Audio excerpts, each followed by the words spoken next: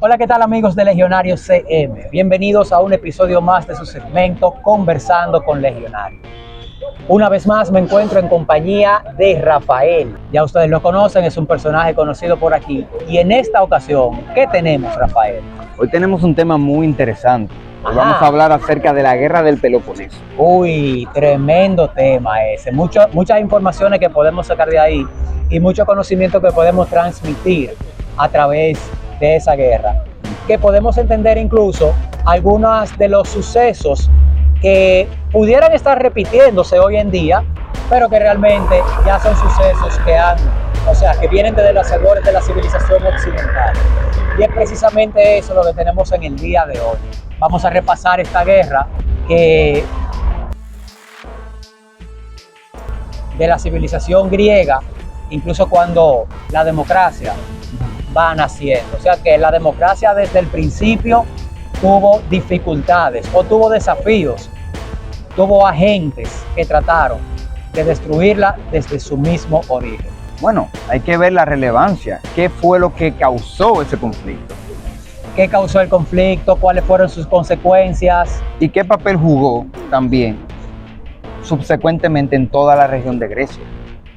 Que se extendió hasta un poco más allá, porque recordemos que siempre el imperio persa estaba al acecho de poder conquistar a la pequeña Grecia.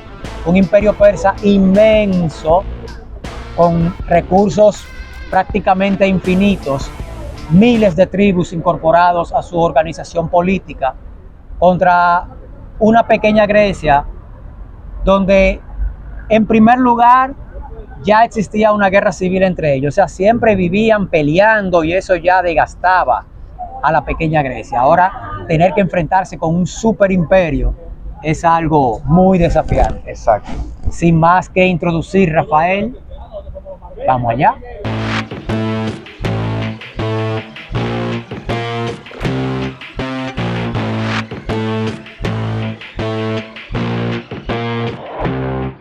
Rafael, en el día de hoy entonces tenemos la guerra del Peloponeso, un tremendo tema. Para que la gente se ponga en contexto, ¿qué fue la guerra del Peloponeso? Bueno, como ya tú habías dicho anteriormente, fue un conflicto antiguo que surgió entre varias regiones de Grecia. Entre ellas están Esparta y Atenas.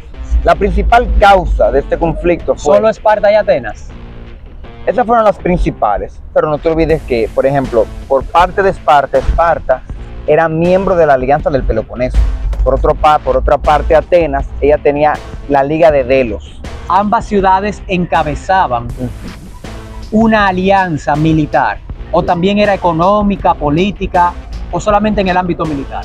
Bueno, por parte de Atenas, esa alianza también tenía que ver con económica y política. Pero principalmente la de Esparta era política y militar. No económica. No económica, no tanto económica. Tenía influencia económica, pero los elementos que más ayudaban a la composición de esa alianza eran militar y política. Estamos hablando de un pacto de defensa, por así decirlo. Bueno, ahí entonces podemos compararlo con la OTAN actualmente, que la OTAN es una alianza militar con un objetivo defensivo y a la misma vez ofensivo, si se quiere, porque míralo, tenemos aquí el ejemplo perfecto y es Ucrania. Pero exacto. Bueno, el tema no es Ucrania ni la OTAN.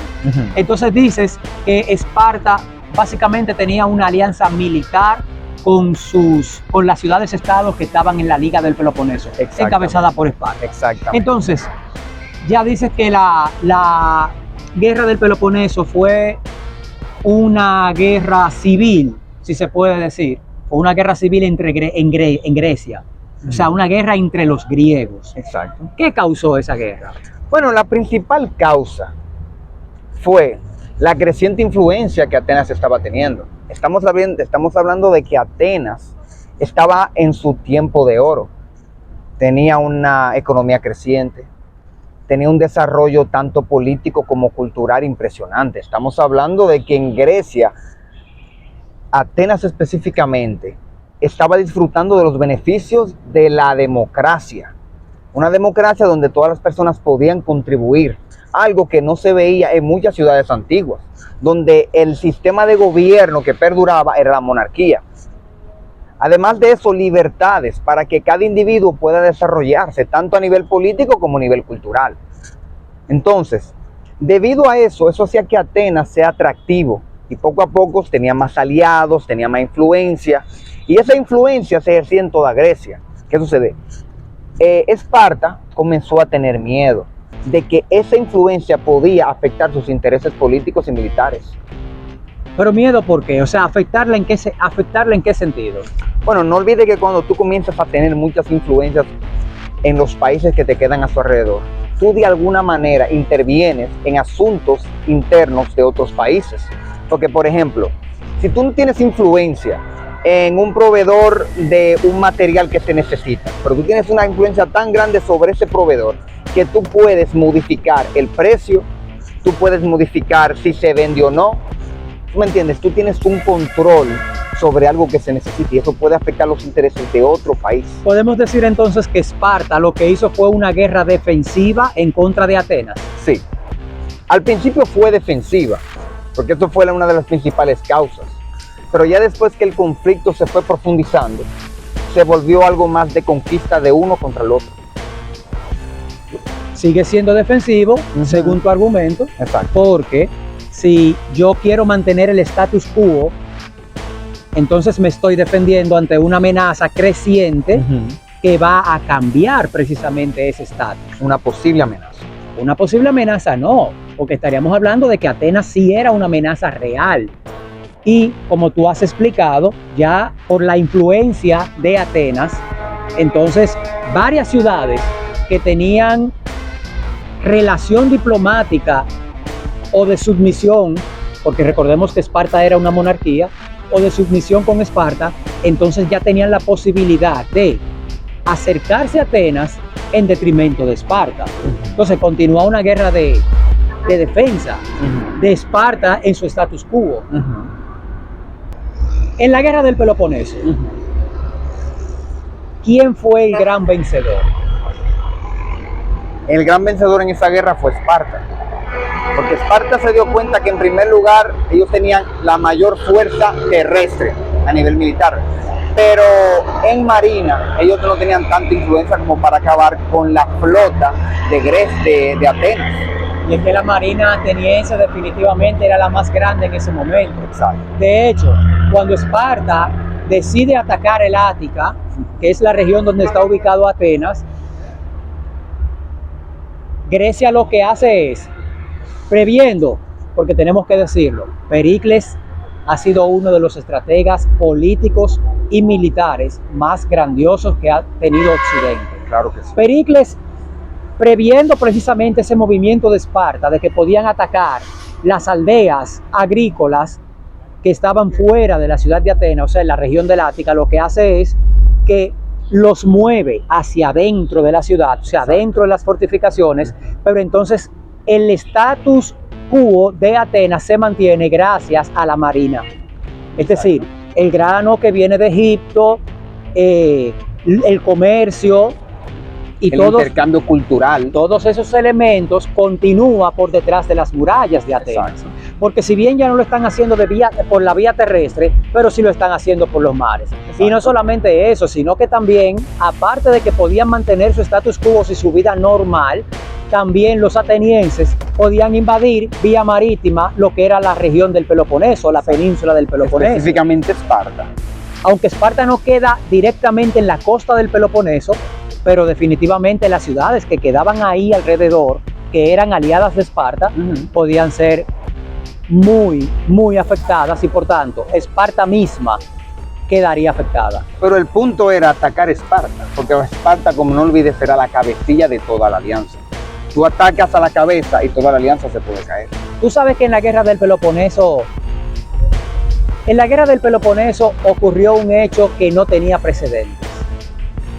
En la batalla de Esfacteria, donde enfrentó al general Brásidas, espartano, y al ateniense Demóstenes, los espartanos, por primera vez en su historia, se rindieron.